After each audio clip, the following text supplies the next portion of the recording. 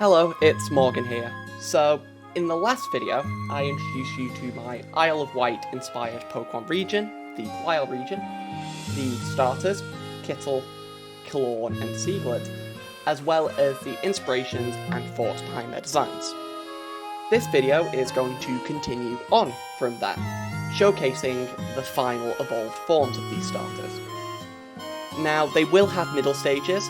However, the reason I am showing you the final forms first is, as I mentioned in the previous video, I am giving you an insight into how I personally design Pokemon and a Pokemon region, and I actually do the final evolutions immediately after I've done the base form starter, as this helps me with creating a believable transition between the two, as I have a reference point as a start of where the design has been, and another for where it's going to end up, and I find that much easier for creating the middle stages.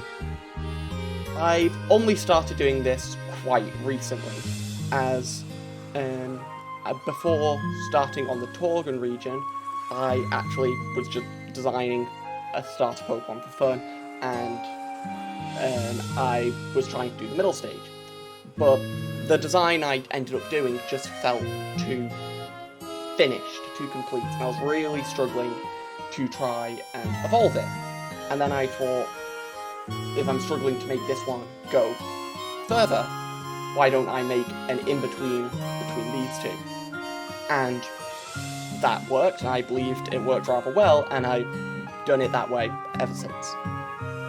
Now, as I mentioned in the previous video, since Generation 4, starter Pokemon have had an overarching theme tying them together, which I believe, for the first time ever, I've actually managed to successfully accomplish for the first time, but I'll let all of you who watch this judge that.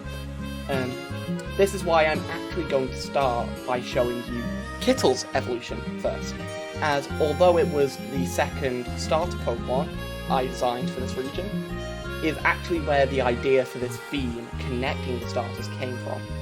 So I believe it makes sense that I start with Kittle's final form, and with that, it looks like Kittle is ready to evolve.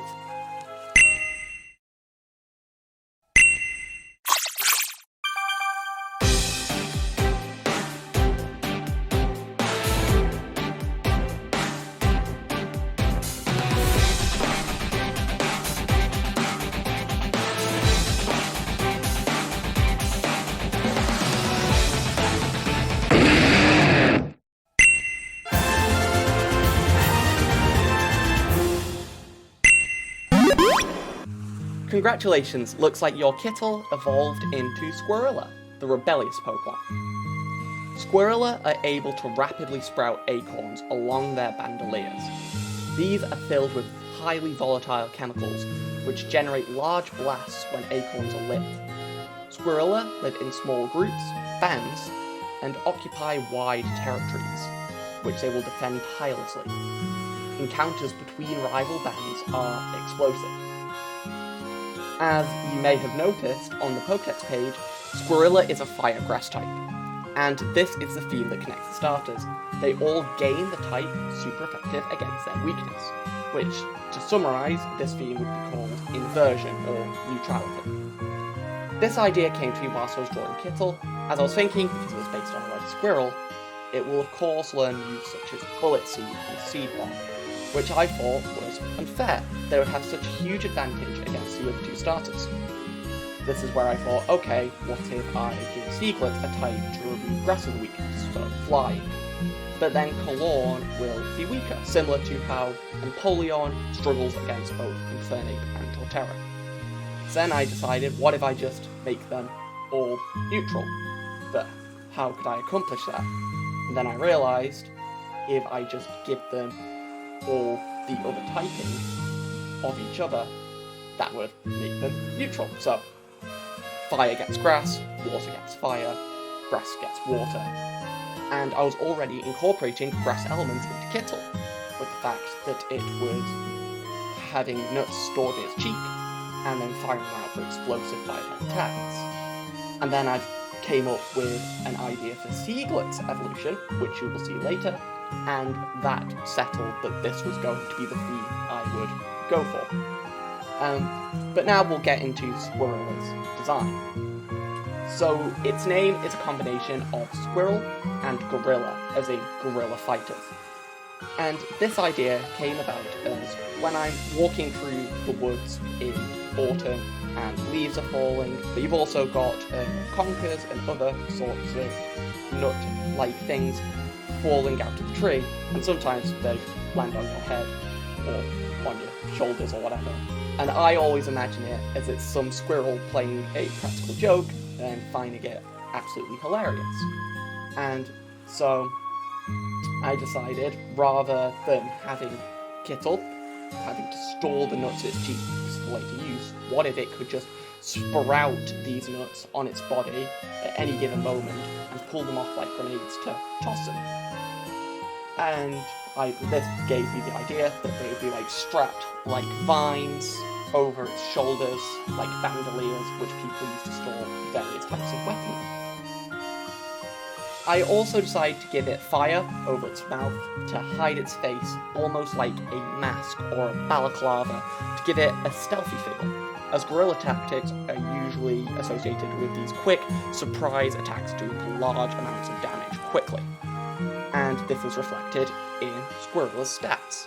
It's very fast, with high attack stats, but little defense. Squirrela is meant to come onto the battlefield, do a lot of damage very quickly to try and take out the Pokemon, but it's not meant to be in a drawn-out battle. This is where it would more than likely lose. This would allow it to be particularly synonymous with moves like Flare Blades. I additionally believe that Squirrela should also be able to learn the move Seed Flare. I know that this is a signature move of Shaman, which is a mythical Pokemon, but it just seems so fitting, as nuts are seeds and flare is a synonym of fire. But I'll let everyone watching this video be the judges of whether I should be allowed to do that. Its hidden ability is Blaze Brain now, rather than Cheek Pouch, which gives all fire and grass moves used by Squirrela the same effect as Flame Burst, where they do a small amount of damage to the adjacent Pokemon in doubles, which is like simulating that it's creating this like explosion on impact. The name Blaze Braid is a reference to an old name for gunpowder in some cultures. And here is the shiny, which is, again, it's the same as Kittle's. It's referencing grey squirrels, so there's not much to say here. But I hope you like Squirrela, and now it's time for Seaglet to evolve.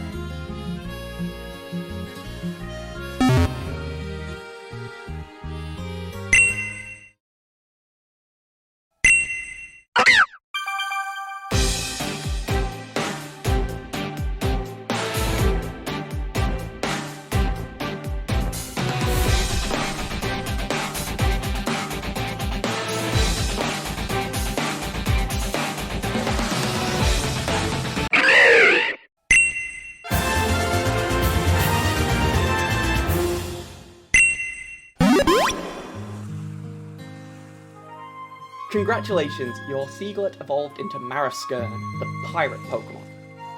Marascurn's beak is filled with explosive saliva, which is ignited by a spark generated by its hard beak closing rapidly, firing the water stored in the nasal compartment at high velocity, which can puncture steel.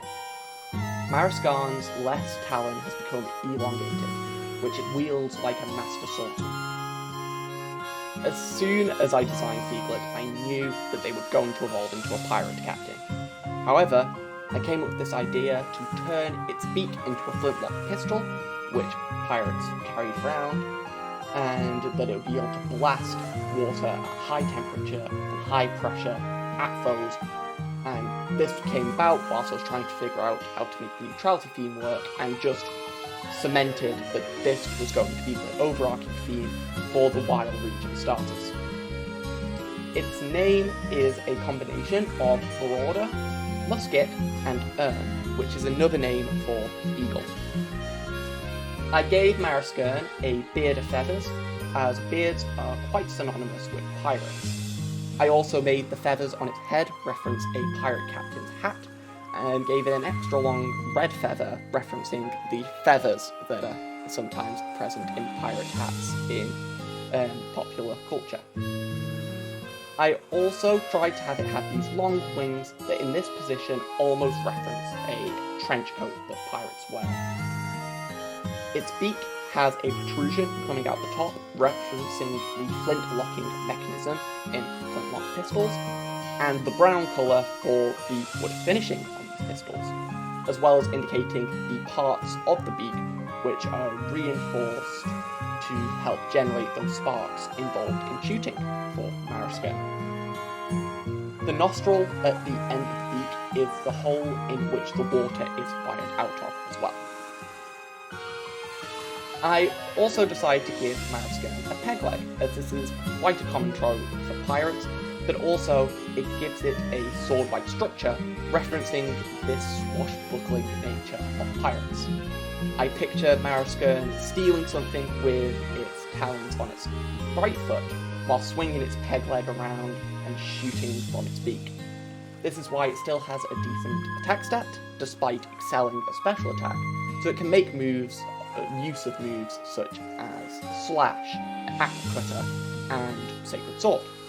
This is also why it has low speed, as you wouldn't be able to move that fast with the peg leg if you're using that leg to fight off opponents. And here is the shiny. Again, it's not much different from Seaglet, referencing the Sea Eagle's colours. The hat is red, as this is a captain-y colour to me, but is also referencing the fire type. And the peg leg is grey to reference steel, as it's functioning like a sword, as well as the beak tip and underbeak being grey to also reference flint and being a flintlock pistol. I hope you like Marascan, and finally, let's see Calawn's final evolution.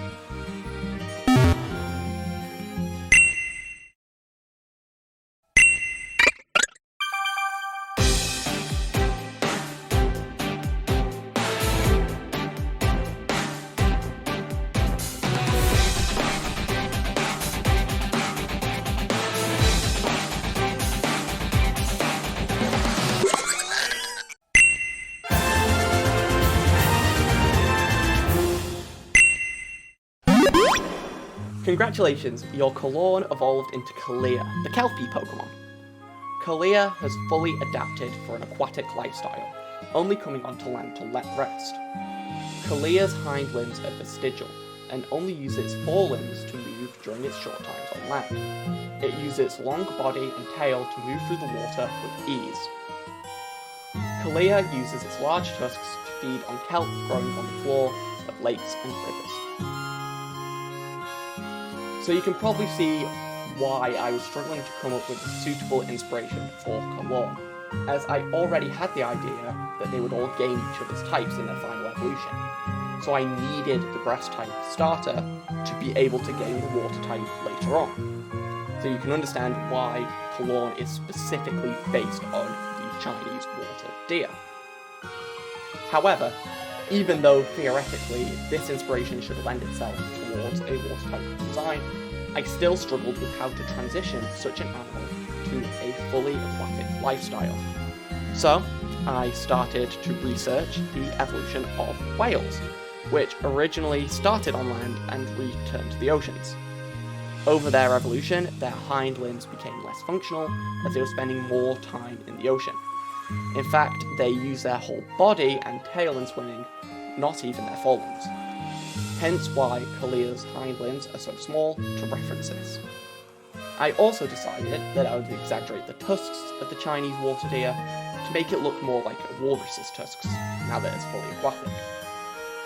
I also rendered the Kelpie, which is a mythological water horse from Celtic mythology, and is associated with many lakes across the UK, with the most famous being the Loch Ness Monster.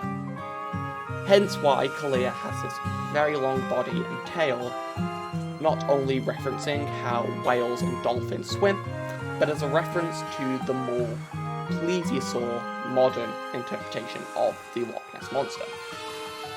Due to Kelpie being a horse, I gave Kalia a mane made up of those calamine petals. I also decided to give Kalia large eyes to help it see in murky lakes in which it lives, and it has a tiny horn in references to unicorns and narwhals. I decided to make its colours much murkier in reference to its cryptic and mythological origins, as well as being the colour of kelp and seaweed. And its name is referencing the Kelpie, hence why it's spelled with a K. But you've also got the calamint plant, and you've got deer, as well as also kelp. And here is the shiny, which is actually quite different from Calawn's, as I decided to make it a brighter dark green, similar to the colours that the Loch Ness Monster is depicted with. I also have given it these red petals to reference a tartan colour scheme. So that is the evolutions for the Wisle Region Starters: Calawn into Kalia, Kittle into Squirrella, and Seaglet into Marascurn. I hope you like them, and please let me know which one you'd be picking now as your starter, as well as any feedback on how I can improve the designs, names, or anything else you can think of. Thank you so much for watching, and I'll see you in the next one, where I'll show you their middle stages.